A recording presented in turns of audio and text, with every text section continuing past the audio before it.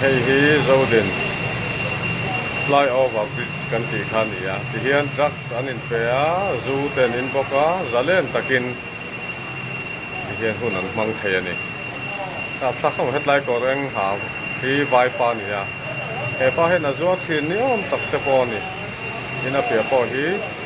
a pe mi hei lu tle mon lang po hi so ti son trucks anin pe a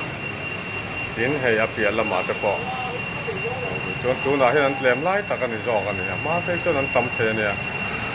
rất nên anh sum dong á anh phải qua là anh chiêu bọc à thì hiện cái này giò có bụi lùn lai ta cả xóa xóa là chỉ sang sang thì hiện anh tiếng âm này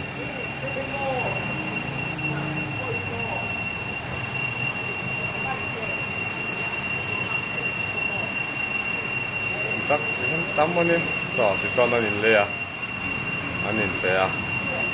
anti pokani